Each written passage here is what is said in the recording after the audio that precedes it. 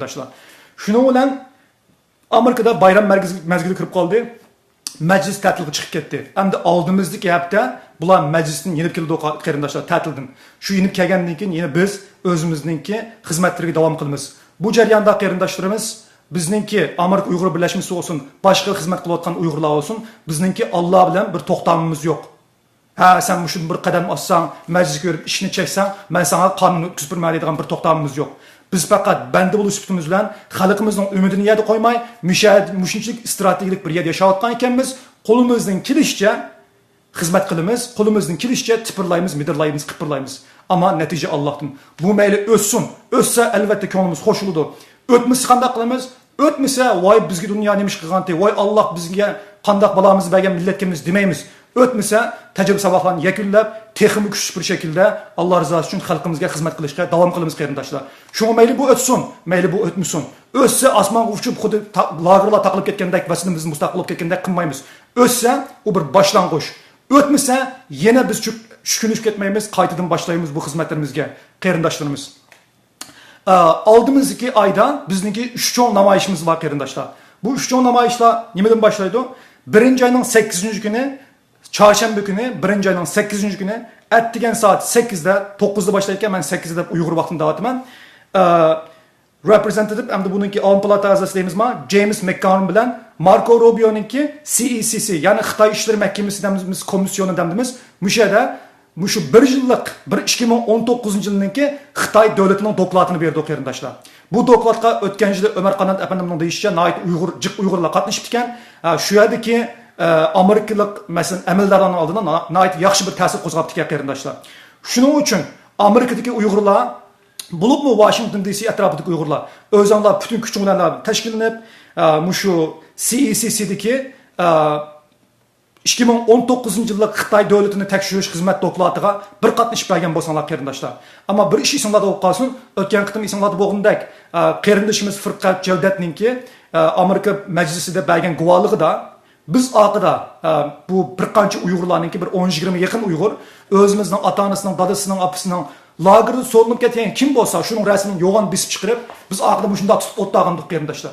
Bu o'tdag'inimiz medialarning oldida bulubmi senator Ted Yoho'ning oldida nayt xo'sh oldu bu. Nayt aqlli chiqibsizlar, nayt obdan chiqibsizlar deb bizni maqtab ketdi. Hatto videolar chiqdi shu narsalar xabarlarga qarindoshlarim. Shunga 8-soat çarşamba günü atdiganda men bir şey chaplab qo'yman birozdan keyin mushu guvohlik yig'iniga yaqin bo'lsa 2019-yillik Xitoy Kommunist partiyasini tekshirishninki doklad yig'iniga butun Uyg'urlarimiz urug' tuqqanlarimizning rasmini bisib chiqarib, shu yerni zalni atdiganda berib to'ldirib, eng oldin ilib rasmlarimizni mushundaq tutib o'tgan bo'lsa qarindoshlar, nayt obdan bo'lgan bo'ladi. Bu cho'ng bir namoyish qarindoshlar. Biz Xitoy Kompartiyasiniki, Xitoyninki elchixonasining oldiga China Live People deb vaqirab qo'ysak, ovozimiz osmonga chiqib yo'qolib ketadi qarindoshlar. U tugaydi, shu yerda tugaydi. Uni Xitoylar o'z ko'rdi, boshqa ko'rmaydi. Ama mavu majliskini bizningki Amerikalik amaldorlarimiz media video qilinib qolgandiki bu mangu arxivlarda turdi, kanallarda aylanib yuridi qarindoshlar. Shunga buningki intayin ta'siri cho'ng. Mushuni bir nayt muhim ko'rib, rasmlarni bisib chiqarib olgan bo'lsanglar, bu birinchi cho'ng namoyish qarindoshlar. Ikkinchi cho'ng namoyish 1-ayning 15-kuni Çarşamba biz o'tgan qitim esinglarda bo'lgandek biz lobbichilik faoliyatini olib borgandik. 2 kun Uyg'urlarni to'plab 100 yaqin Uyg'ur shu majlisga yig'ib berib, ishini chekib bizning qo'limizda bosib chiqargan qog'ozlarimiz bilan Uyg'ur qonun loyihasini qo'llagan bo'lsangiz, Uyg'ur qonun loyihasi sizning bir imzoringiz 1 million Uyg'urning hayotini qutuldirdi deb shularga yolvorib, shular bilan ko'rishib, nayt yaxshi ta'sir qo'zg'agan qarindoshlar. Buni hamda Avam palatasi qilgandik. Endi majlisda 100 senator va qarindoshlar. Mushu 100 senator imzosini etib agar 3dan 2 qism majlis a'zosi buning qo'l qo'yib olsa, qanday bo'ladi? Donald Trump degan bizningki prezidentningki mening anglashimcha imzos bo'lmay turib majlisningki 3dan 2 qismi buning imzo atganligi uchun bu avtomatik qonunga aylanib ketgan qarindoshlar. Shunga vazifamiz cho'ng. 1-ayning 15-kuni atdigan soat 7da bizningki Uyg'ur markazida to'planib, mashinalar berib, o'tgan qitim bizni to'shigan qarindoshlarimiz, Alloh rozi bo'lsin sizlardan. Uberchilik qilayotgan qarindoshlarimiz va anankin shoferlik qilib bizni ochib opirib, inqimanglar deb nurg'un qarindoshlarimiz yordam qildi. Ham shu yerda inglizcha biladigan, bilmaydigan hammamiz 3-4 guruhlarga bo'linib, majlis ishni chekib, ashunda aylandik. Bu qitim o'tgan qitim 400 qarindoshlar. Ma qitim majlis a'zolari faqat 100. Yüzünü biz bir gündülam tükütüp elemiz kıyırındaşlar. Şuna birinci ayının 15. günü Uygur Amerika Birleşmesi'nin yetekçiliğinde lobiçilik faaliyeti buldu. Ettigen saat 7'de bizden merkezli görüşümüz. Bundan burun biz çıkırgan materyallarının hemmesini biz teyya kılıp sizlerge yine haber kılımız. Ama hazır kalendarınlarga yazıp koygan bolsanlar kıyırındaşlarımız.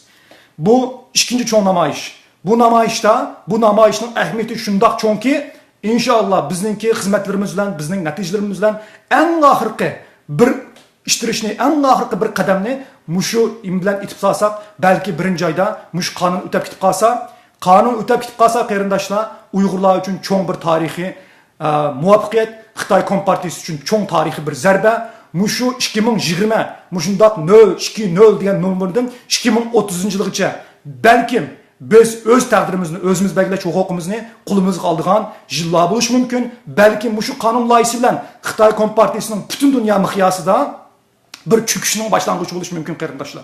Shunga buni sal ko'manglar, sal chaqlamanglar. Mushning bilan biz Xitoy Kompartiyasini yo'q qilishning nihoyatda cho'ng bir qadamini otgan bo'lamiz qarindoshlarim. Allah razı olsun, kapanmayı bir taxt koygan bolsanlar. Üçüncü çoğun namayış.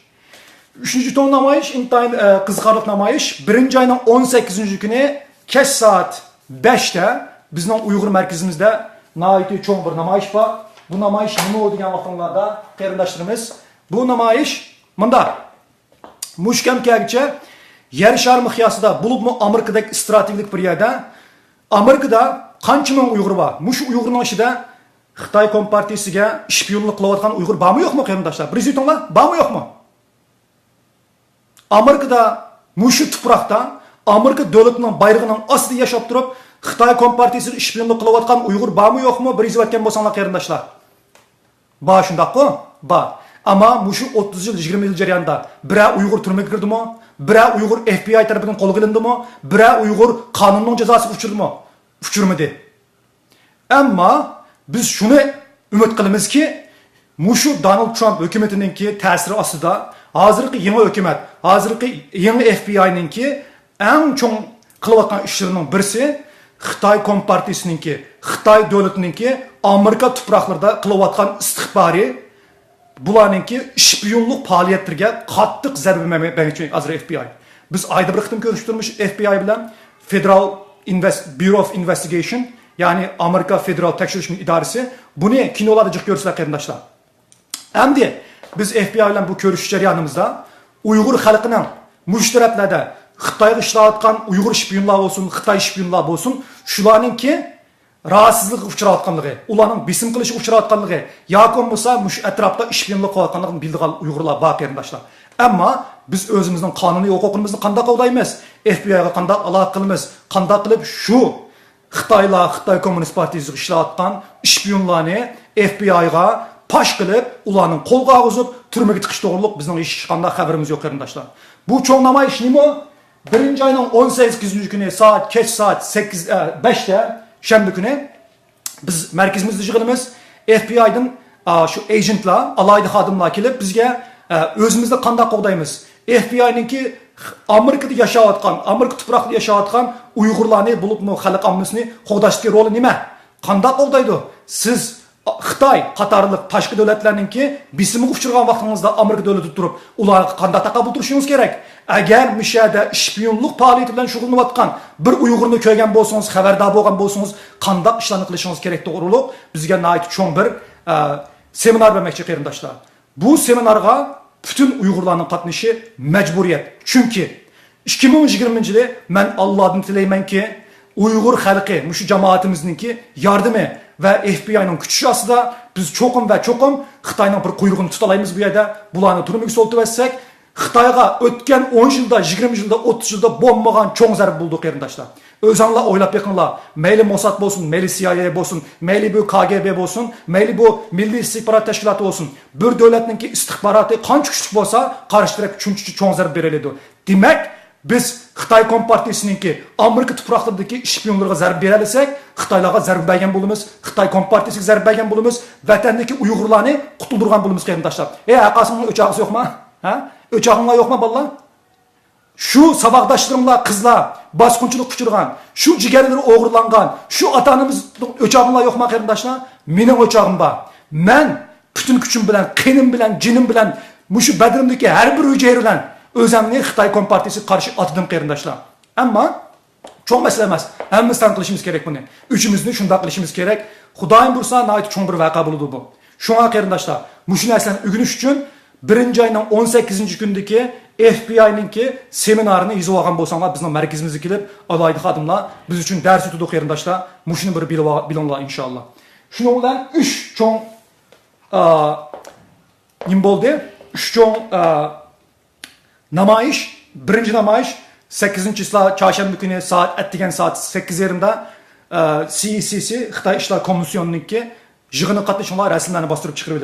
İkinci cho'ng namoyish 1-oyning 15-kuni bizninki Uyghur qonun loyihasini qo'llash lobbichilik faoliyati bo'ldi majlisda. Ettigen saat 7'da bizning markazda uchrashimiz qarindoshlar. Üçüncüsü 1-oyning 18-kuni FBI alayhi xodimlari tarafidan bizning Uyg'urlarga bir seminar bo'ldi.